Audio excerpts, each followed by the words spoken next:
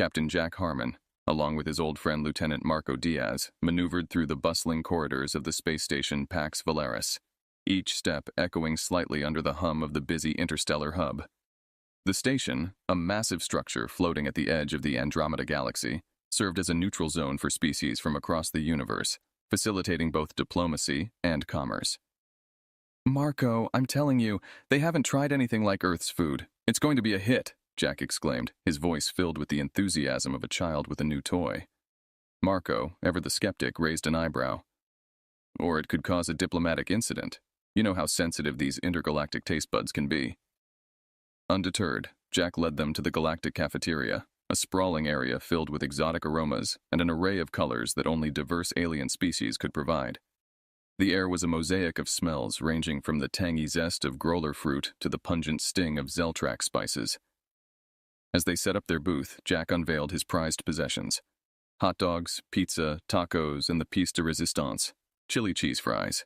He had gone to great lengths to ensure all ingredients were cleared for non-human consumption, though how they'd actually react remained to be seen. "I can't believe you got clearance for this, Jack," Marco muttered as he arranged the last of the tacos. "Trust me, it's all about cultural exchange, right? Food is the universal language." Jack winked, turning his attention to the first curious onlookers, a group of slender, blue-skinned Ilarian traders. "Greetings, friends. Care for a taste of Earth's finest?" Jack beckoned them over with a broad smile. One of the Ilarians, who introduced himself as Sorlin, hesitated before picking up a taco. He sniffed it cautiously, his eyes widening at the unfamiliar scents. "What is this item?" he asked, his voice a mix of curiosity and caution. "It's a taco. Beef, cheese, lettuce, and a special sauce wrapped in a soft shell. Go on, give it a try," Jack encouraged, his hands gesturing invitingly. Sorlin took a tentative bite, his face contorting as the flavors exploded in his mouth. Around them, the crowd grew, whispers and murmurs filling the air as more aliens watched. "It's quite powerful," Sorlin finally declared, his tone unsure whether this was a compliment or a complaint. "That's the spirit," Jack laughed, clapping him gently on the back. "It's supposed to pack a punch." Marco watched the growing crowd warily. "Jack, maybe we should slow down. Let's not turn this into a frenzy." "No, this is perfect," Jack's eyes sparkled. "See, they love it. Earth might just become the new culinary capital of the galaxy." As Jack distributed more samples, the reactions varied wildly. Some aliens delighted in the new tastes, while others looked like they might keel over. Suddenly, a loud commotion at the end of the table caught their attention. An alien with 6 arms and an iridescent hide was gesticulating wildly, his voice rising in pitch. "Water! Need water!" he squawked, the universal translator barely keeping up with his speed. "Oh, the chili must have been too much," Jack realized, rushing over with a pitcher of water. As he tended to the overwhelmed diner, Marco couldn't help but chuckle. "You're either going to be a hero, Jack, or the first man to start a war with a hot dog." Jack just grinned, handing another hot dog to a curious new customer. As long as they keep coming back, we're in good shape. The chapter closed with Jack and Marco surrounded by a mix of fascinated and flustered aliens, each trying to make sense of Earth's culinary offerings. The scene was chaotic, but Jack's optimism never waned. This was the beginning of something big. Whether that was good or bad, only time would tell. As the crowd in the Galactic Cafeteria swelled, Jack's excitement matched the rising din of alien chatter and clinking utensils. Word had quickly spread about the Earth food booth, and beings from across the galaxy crowded around, eager to sample these exotic flavors. "Jack, look at this. They can't get enough," Marco called out over the noise, handing out another plate of chili cheese fries to a group of tentacled creatures from the swampy world of Naxos. "It's amazing, isn't it?" Jack replied, his hands busy preparing another batch of tacos. "Just wait until they try the pizza." Meanwhile, an elegantly dressed figure approached the booth with a dignified air. He was Sylar, an ambassador from the technologically advanced planet of Virenia. His sharp eyes studied the human duo as he made his way through the crowd. "Gentlemen," Sylar began, his voice smooth and measured, "I must admit your initiative is quite the spectacle. However, are you certain this is wise? Our dietary regulations are quite complex." Jack handed a plate of pizza to a small, furry alien who squealed in delight before turning to address Sylar. Ambassador, we've taken all necessary precautions. The station authorities approved all the ingredients. It's all safe, I assure you. Selar nodded, though his expression remained unreadable. Very well. I shall partake in your experiment, then. He accepted a slice of pizza, his movements precise and deliberate.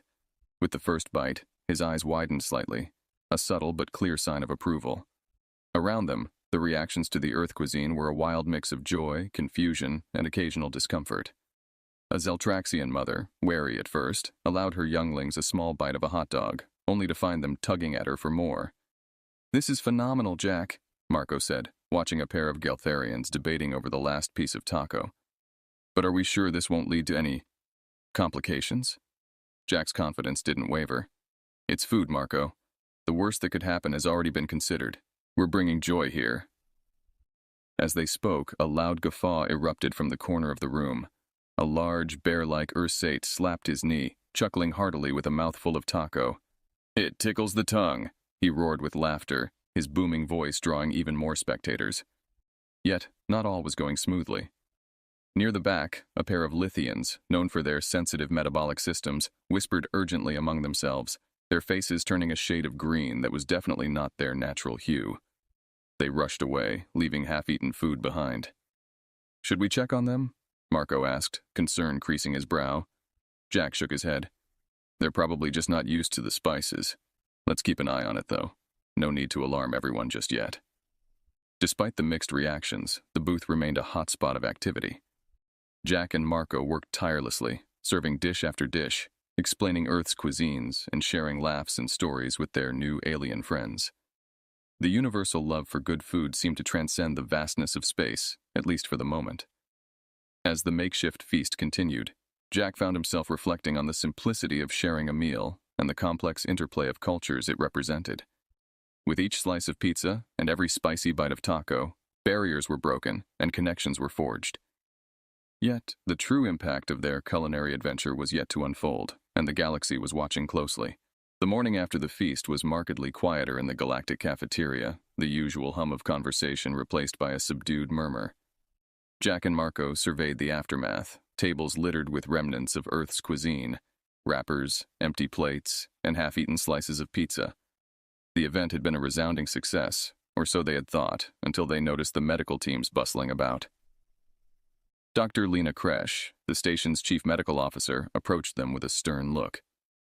Captain Harmon, Lieutenant Diaz, we need to talk, she said, her voice carrying a weight that immediately set Jack's nerves on edge. What's the situation, Doctor? Jack asked, trying to maintain a calm exterior. It's about last night's sampling, Dr. Kresh began, flipping through her data tablet. We've had numerous reports of adverse reactions. Nothing fatal, thankfully, but several species have reported severe indigestion and allergic responses. Marco winced. We made sure everything was approved. Approved doesn't always mean compatible, Lieutenant, Dr. Kresh replied. Our guests come from a wide range of ecosystems. What's benign to one can be toxic to another. Jack rubbed the back of his neck. How can we help, Doctor? I need you to provide full disclosure of all ingredients used. We have to identify the allergens and issue dietary warnings, she explained, her tone more of a plea than a command. As they walked through the cafeteria, assisting Dr. Kresh, Jack couldn't help but feel responsible for the chaos. His intent to share a piece of Earth had backfired in a way he hadn't anticipated. They passed a group of Valerians who had enjoyed the feast the previous day. The sight of their grateful nods was a small comfort, but did little to alleviate his growing concern. The day continued with Jack and Marco providing details to medical staff while helping to soothe disgruntled aliens. News of the incident had begun to spread across the station, drawing curious and concerned crowds. Rumors swirled about bans on Earth food and restrictions on human interaction in the cafeteria. In the midst of the turmoil, a message arrived from Station Commander Tyrell. Captain Harmon, report to my office immediately. The message read, its brevity belying the seriousness of the situation. Upon entering Commander Tyrell's office, Jack found the commander seated, his expression grim. Jack, what happened last night was unprecedented. While I appreciate the spirit of what you were trying to do, it's caused a significant uproar. I understand, sir, Jack replied. I assure you we had no idea this would happen. I believe you, Commander Tyrell said slowly. But good intentions don't always make for good outcomes. This incident has reached the ears of the Galactic Council. They're concerned about the potential for further issues. Jack's heart sank. What does this mean for us? It means we need to mitigate this immediately. I want a full report on the event, every dish served, and every species affected, Commander Tyrell instructed. Yes, sir, Jack said, standing a bit straighter. As he left the commander's office, Jack pondered the next steps. The day had been long, and the path forward was unclear. He realized that resolving the chaos would require more than just good food and good intentions. It would take understanding, diplomacy, and perhaps a bit of humility, qualities Jack was prepared to show to mend the bonds frayed by a simple Earth feast. The next few days on Pax Valaris were tense as the impact of the Earth food event continued to unfold. Reports of the adverse effects had not only circulated within the station, but had now reached distant corners of the galaxy. Galactic news networks picked up the story, spinning headlines about the chaotic culinary encounter and interstellar indigestion caused by human cuisine. Jack sat in the cafeteria, now noticeably emptier, scrolling through the news on his datapad. Beside him, Marco sipped his coffee, frowning at the latest news feed. This is turning into a real mess, Jack. Look at this. 3 different planetary governments are considering trade sanctions against human products. Jack shook his head, his usual optimism dimming. We just wanted to share something from home. How did it get this complicated? It's not just about food anymore, Jack. It's about human presence in the galaxy. We're still newcomers, and this... Marco gestured to the news on his screen. This feeds into every fear about us. Their conversation was interrupted by an urgent call from Zara, Jack's contact within the station's diplomatic corps. Jack, you better come to the council chamber. There's a meeting about the incident, and it sounds like they're pushing for immediate action. Arriving at the chamber, Jack and Marco found themselves amidst a flurry of activity. Representatives of various alien races were engaged in heated discussions, their translators working overtime to keep up with the cacophony of languages. At the center of the room, a large holographic display showed a list of grievances filed by different species. Sylar, the Varinia ambassador Jack had met during the feast, caught his eye and nodded gravely. Approaching him, Jack asked, Ambassador Sylar, what's the situation? The council is divided, Sylar explained. While some are calling for calm and thorough investigation, others demand immediate restrictions on all human activities in communal areas. They fear contamination, not just physical, but cultural. Jack frowned. We didn't mean any harm, Ambassador. I believe you, Jack, Sylar replied. But fear often leads to rash decisions, and right now, fear is a currency many are willing to trade. As the council called the meeting to order, a Draconis delegate, known for their strict dietary laws and skepticism of humans, took the floor. This incident proves that humans are reckless, endangering us all with their irresponsible actions. We demand a suspension of all human food services on multi-species stations and a review of human trade permits. Jack felt his pulse quicken. This was worse than he thought. He glanced at Marco, who returned a worried look. The council's decision could set a precedent that might affect human interactions in galactic society for generations. Throughout the meeting, Jack listened as more delegates expressed their concerns. Some spoke of potential health crises. Others speculated about the deeper implications of allowing humans to spread their influence unchecked. When it was his turn to speak, Jack stood, clearing his throat. Ladies, gentlemen, and esteemed beings, he began, his voice steady. What happened at the feast was unfortunate. We came with open hands and open hearts, wanting to share a piece of our world with you. Yes, we made mistakes, and for that we are profoundly sorry. But let this not be a moment that divides us. Let it instead be a lesson in understanding and cooperation. Jack's plea was met with mixed reactions, some nods of agreement, others skeptical frowns. After hours of debate, the council decided to form a committee to investigate the incident further and to temporarily suspend all human-prepared food services in communal areas. As Jack and Marco left the chamber, the weight of the council's decision hung heavily between them. This was just the beginning, and the road to mending relationships and restoring trust was going to be a long one. In the days following the council meeting, the atmosphere aboard Pax Valaris grew increasingly strained. News of the temporary suspension of human food services stirred discontent among human residents and sympathizers who viewed the measure as discriminatory. Meanwhile, the Draconis delegates' harsh words echoed through the station, intensifying the scrutiny on all human activities. Jack and Marco, having become the unintended faces of the incident, found themselves navigating a complex web of political maneuvering and public relations. Their every move was watched, their intentions questioned. During a strategy meeting in Jack's cramped office, the duo discussed their next steps with a small group of human diplomats and legal advisors. The room was tense, the air thick with concern. "We need to counter this narrative that humans are a reckless threat," Jack asserted, his voice firm despite the uncertainty churning inside him. "If we let this stand, it's not just about food anymore. It could affect every aspect of human involvement in galactic affairs." Marco nodded in agreement. "We need allies. There are species who have been trading with humans for decades. They know we're not the villains here." As they were strategizing, an urgent message arrived from Sylar, asking Jack to meet him privately. Curious and slightly apprehensive, Jack headed to the designated meeting spot, a quiet observation deck overlooking the starlit expanse of space. Sylar was already there, his expression more serious than usual. "Jack, there's something you need to know," he began, his voice low. "The Dracones are pushing for more than just a suspension of human food services. They've proposed a new set of regulations that could effectively isolate humans from many communal sectors of the galaxy." Jack's heart sank. How widespread is the support for this? "It's gaining traction," Sylar admitted. "Fear has a way of spreading faster than understanding. And there's something else. There are rumors of an ultimatum being prepared. If the Council doesn't act against human interests, the Draconis and their allies might take unilateral steps." Frustrated, Jack ran a hand through his hair. "This is spiraling out of control. We just wanted to share a piece of home." Sylar placed a hand on Jack's shoulder. "I know, my friend, and many of us understand that. But the galaxy is a complex network of mistrust and old rivalries. Your initiative touched a nerve." Jack looked out at the stars, feeling the weight of the galaxy on his shoulders. "What do you suggest we do?" "Continue to seek allies, build bridges, not just with governments but with people. Show them who humans really are." Sylar's advice was sincere. "And be prepared. The ultimatum could come any day now." With a heavy heart, Jack returned to his team, relaying the news and reinforcing their resolve to fight back with diplomacy and unity.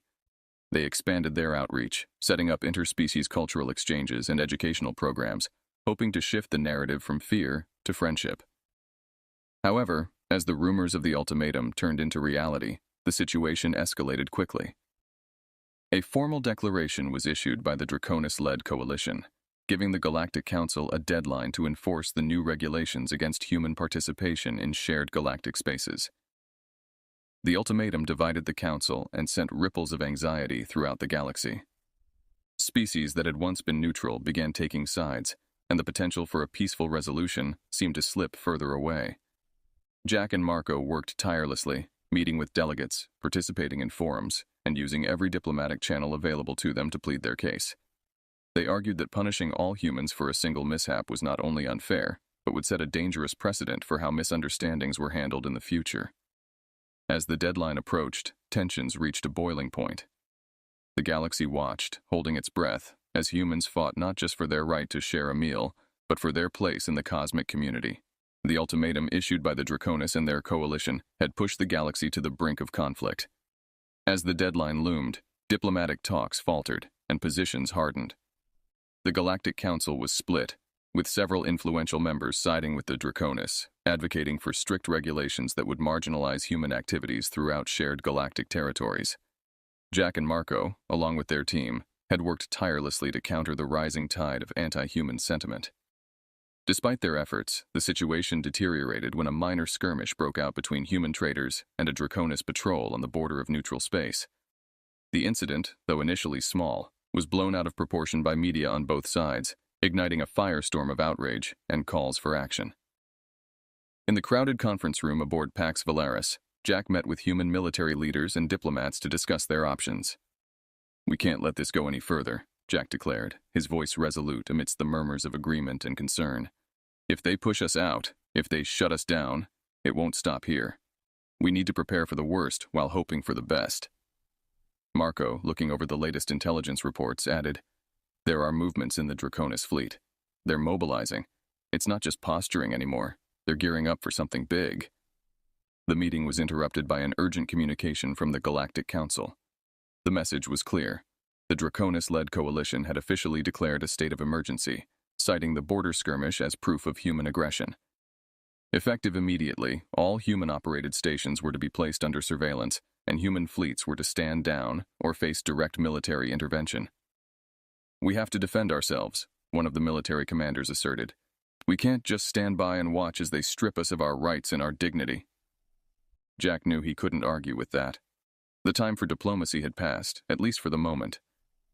"All right, prepare our forces, but keep them on defensive maneuvers only for now. We can't afford to be seen as the aggressors."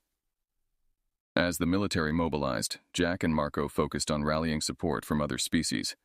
They reached out to old allies and even tried to open channels with more neutral parties within the council. Every meeting, every communication was crucial, but the news from the front lines grew increasingly grim. The first major engagement occurred near a human outpost in the Orion sector. Draconis forces, supported by their allies, launched a surprise attack, hoping to quickly overpower the lightly defended station. However, the humans held their ground, repelling the attack with a combination of guile and the advanced defensive technology Earth had developed.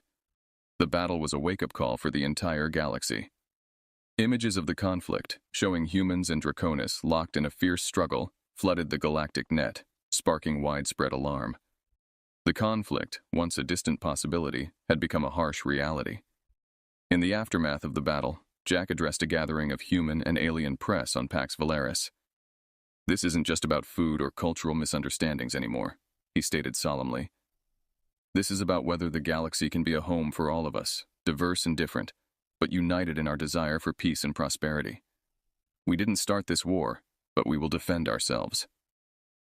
The war escalated quickly, with skirmishes and battles spreading across contested zones. Jack found himself more in a military role than he had ever anticipated, coordinating defense strategies and working with allies to contain the conflict. His plea for peace echoed across the galaxy, a lone voice of reason in a chorus of fear and anger. As the war raged on, the lines between right and wrong blurred, and the stakes grew ever higher. Jack knew that winning battles wasn't enough.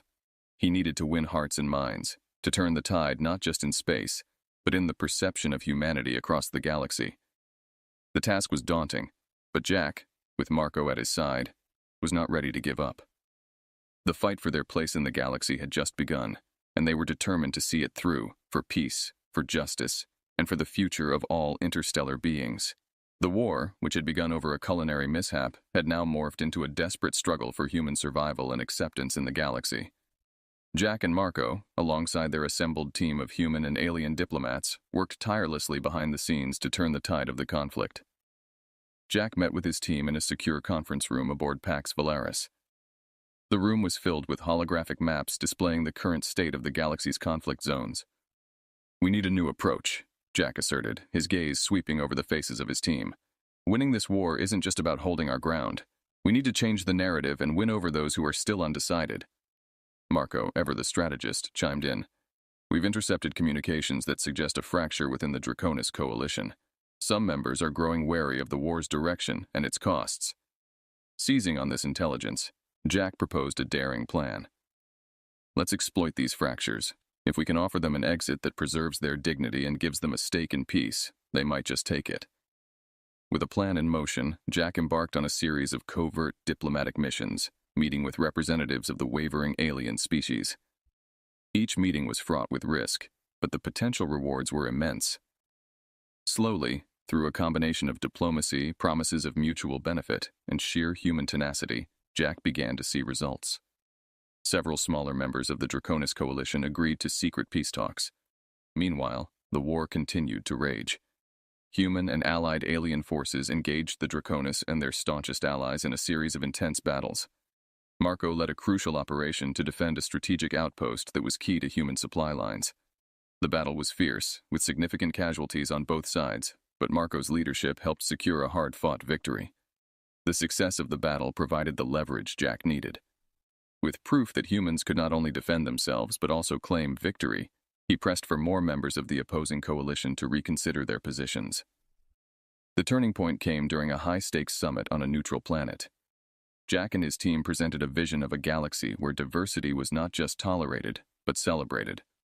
They offered economic incentives, shared defense pacts, and cultural exchange programs. Jack's speech at the summit was broadcast across the galaxy. We are not your enemies.